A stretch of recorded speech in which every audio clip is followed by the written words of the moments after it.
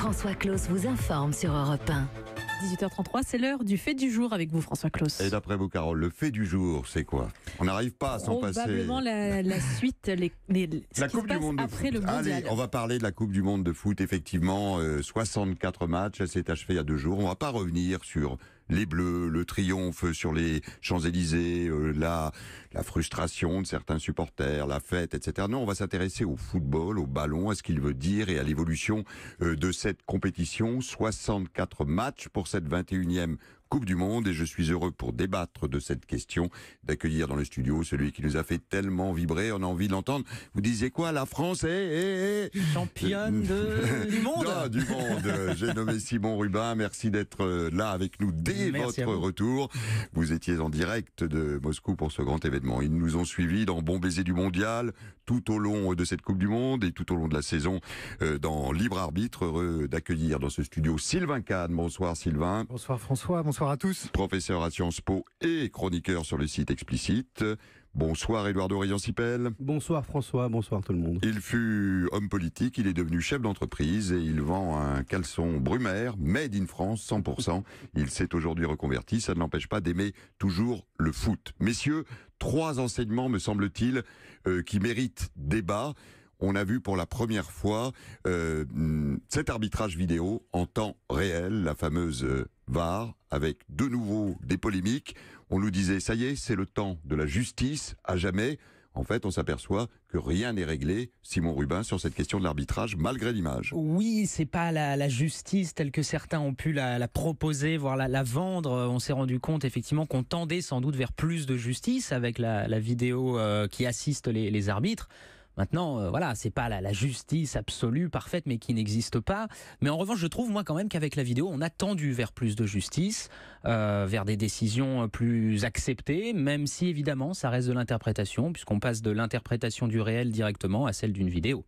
À celle d'une vidéo, et cette vidéo, et c'est peut-être là où est le problème, c'est qu'elle a, d'une certaine manière, dénaturé le spectacle football au stade. Peut-être pas sur la télé où il y a une dramaturgie particulière, mais cette image en finale de Coupe du Monde d'un arbitre seul devant un écran de télé en train de décider du sort d'une équipe alors que 80 000 personnes dans le stade attendent et 1 milliard de téléspectateurs, elle est quand même, Sylvain Kahn, incongrue et étonnante. Étonnante, oui, incongrue, François, je ne trouve pas, parce qu'effectivement, ça introduit un élément de dramaturgie supplémentaire qui est très très important. Je veux bien comprendre, comme vous le dites, que pour les 80 000 personnes qui attendent à l'intérieur du stade, c'est pas forcément ce qu'il y a de mieux, mais je pense que pour le milliard de téléspectateurs, et aussi par rapport à l'importance qu'a l'image dans nos sociétés, l'importance qu'ont les écrans, je trouve que c'est une manière pour le football d'être encore plus dans son temps qu'il ne l'était déjà. Mais c'est quand même un problème sur... il y a 2 footballs. Il y a celui de la Coupe du Monde avec l'image, et puis l'autre football qu'on pratique, nous tous, qui sera un football sans image, avec un homme au sifflet qui aura beaucoup de mal à se faire respecter du fait de cette présence aujourd'hui de l'image au plus haut niveau. C'est le tout début de cette révolution dans le football, de la vidéo et de l'arbitrage vidéo. Je suis d'accord avec vous, cela n'a rien enlevé de la dramaturgie qui est inhérente à une rencontre de football. Il y aura sans doute une dichotomie avec instantanée au moment du but qui aujourd'hui on va devoir on va plus pouvoir s'exprimer directement, on va dire oula mais s'il y a vidéo et on va attendre, on est obligé de contrôler son émotion. Il y a une temporalité différente. Et nous apprendrons à vivre avec cette temporalité différente. Évidemment que l'œil humain et l'humanité dans les décisions n'est pas du tout supprimé avec l'assistance vidéo. Mais moi, je me pose une question quasi métaphysique. Que serait la main de Dieu, de Maradona, à l'ère de la VR? C'est fini, c'est terminé. Ça, c'est fini. Mais Dieu est mort. Dieu est mort. Oui, il faut le rappeler. Je sais bien.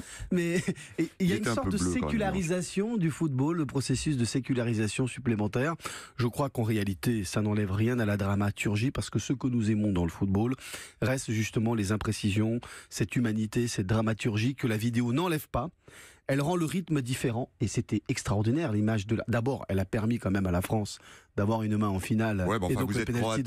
Vous imaginez la décision inverse. Oui, mais moi je suis français. C'est pas le même débat en France, oui. Mais les Croates ont été extrêmement là-dessus. Simon Rubin, d'ailleurs, bon joueur. Oui. Mais il y avait main en plus. Là, elle était très juste. Pour moi, elle était très juste.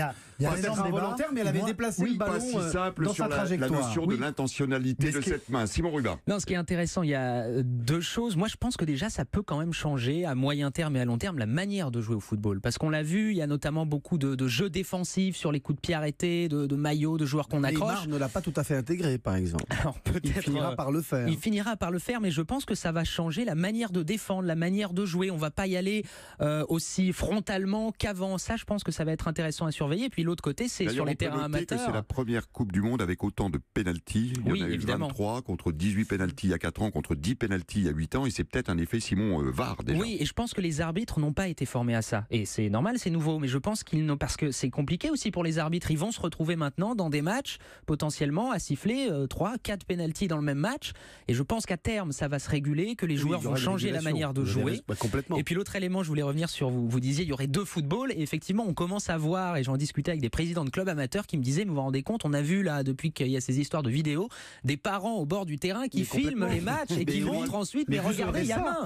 Mais vous verrez que les fédérations, moi qui étais joueur amateur dans les districts en Ile-de-France, etc., moi je peux vous dire que les gens ils vont s'habituer au fur et à mesure et que les nouvelles règles du jeu vont aussi s'imposer au football amateur d'une manière ou d'une autre. On va peut-être pas installer des caméras partout. C'est quand même non, mais franchement, François, à l'ère du selfie, où tout le monde a des smartphones et fait des vidéos. On a vu encore les Bleus eux-mêmes être à la fois acteurs et producteurs d'images pendant cette Coupe du Monde. Comment voulez-vous que la VAR ne soit pas installée dans un match de football avec toute l'intensité, tous les enjeux? Je pense que c'est un peu bénéfique. Maintenant, ça change du football qu'on a connu jusqu'à présent. Ça amène des effets induits. Voilà ce qu'on pouvait vous dire sur l'arbitrage vidéo. Deuxième enseignement de cette Coupe du Monde. Les grandes nations joueuses de ballon brésiliens, espagnols, ont toutes été laminées par un football réaliste, un football de contre. La France en a été l'expression peut-être la plus directe et la plus sublime, mais regardez les Scandinaves, regardez les Mexicains contre les Allemands. Est-ce qu'aujourd'hui, Sylvain Kahn, on peut parler du triomphe du football de contre, du football défensif réaliste face au football des artistes brésiliens et autres? Dans l'ensemble, oui, François, à une exception près, la Croatie. Parce que la Croatie, en phase de poule et surtout en finale, ont justement tenu leur rang de Brésiliens de l'Europe, un peu comme on disait de la France dans les années 80, qu'elle jouait ce rôle-là. Mais c'est vrai que dans l'ensemble... On fait toujours de délicieux losers romantiques. Et ben voilà, c'est ça. C'est-à-dire que d'une certaine manière, les Croates sont les dignes héritiers de la France de Platini, Hidalgo et consorts.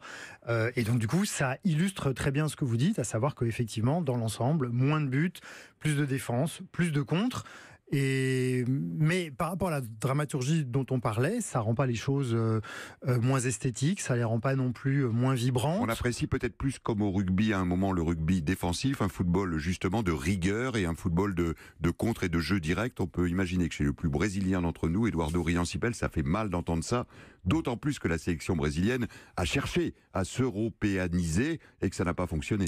Oui et non, parce que en réalité, quand le Brésil peut faire la magie du football, le football art qu'on aime tant, il le peut parce qu'il a aussi une organisation de l'équipe et de la maîtrise du jeu qui est aussi défensive et forte sur cet aspect-là.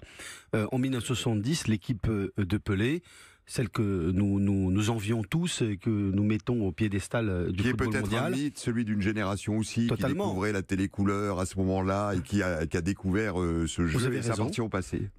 Oui et non, et on oublie souvent de dire que cette équipe, au-delà de la qualité technique, artistique et de l'habileté, elle était aussi habitée par une immense présence physique. Plusieurs mois de préparation, il y avait la dictature militaire aussi qui avait pris en charge les joueurs et l'équipe de Pelé. Et puis il y avait une organisation qui était aussi défensive. Ce que je crois en réalité, c'est qu'au-delà de la défense ou du jeu beau, il y a en réalité une montée en puissance du besoin de la maîtrise du jeu et du match, avec ou sans ballon. L'équipe de France était plutôt sans ballon, et ça dépend du style des joueurs. Ensuite, il y a une maîtrise du rythme du jeu, avec des joueurs aujourd'hui, avec un football mondial où à tous les postes il y a de l'intensité physique, à tous les postes il y a de la qualité technique et une occupation de l'espace et une montée en gamme de toutes les équipes. Dans ces conditions, vous cherchez à maîtriser le jeu et son rythme avec ou sans ballon. Et je crois que j'ai lu quelque part une phrase de Mourinho qui disait on n'a peut-être pas le ballon mais on a la maîtrise du jeu.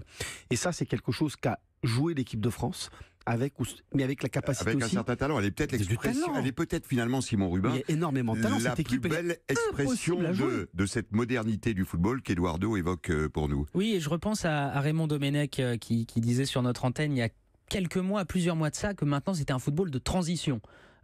Qu'il fallait être capable d'aller de la défense vers l'attaque en une passe. Et il avait raison. Et c'est ce vers quoi on tend en ce moment. Et je pense qu'effectivement, l'équipe de France s'est reconnue là-dedans, que Deschamps a toujours voulu construire ce jeu. Et d'ailleurs, les Bleus l'ont dit avant même le début du mondial. Leur match référence, c'était à la limite le dernier match contre l'Allemagne, où ils font match nul, mais où ils ont ce jeu de contre. Et il y avait aussi le match de l'Euro contre les Allemands, où de la même manière, ils avaient beaucoup joué sur le contre. Ils n'avaient pas eu la maîtrise du ballon, mais ils avaient la maîtrise de l'événement. Parce qu'eux ne voulaient pas le ballon, et ils attendaient que l'autre l'ait, et pensent justement pouvoir dominer pour le prendre à son propre jeu. Et de ce point de vue-là, le match contre l'Uruguay et la finale contre la Croatie sont deux exemples effectivement de ce triomphe. Ça veut dire, Sylvain Kahn, que c'est fini du football africain, de ces dribbles impromptus, que c'est fini de ce football asiatique qui court partout à une vitesse dingue sans forcément beaucoup de maîtrise. Il n'y a plus d'espace pour cette fantaisie et ce football autrement qu'on découvrait lors des précédentes Coupes du Monde. En tout cas, ça veut dire que le football, plus que jamais, devient une affaire de géographe, parce qu'il faut maîtriser l'espace et le terrain. Ça, c'est la première chose. La deuxième chose, c'est que... Alors, on avait les psychologues, on avait les gens de la nutrition, on avait l'assistance vidéo pour les équipes, donc maintenant, on va amener des géographes au sein des spécialistes de l'espace. Le football appelle territoire. Le terrain devient un territoire. Aussi. Voilà, exactement.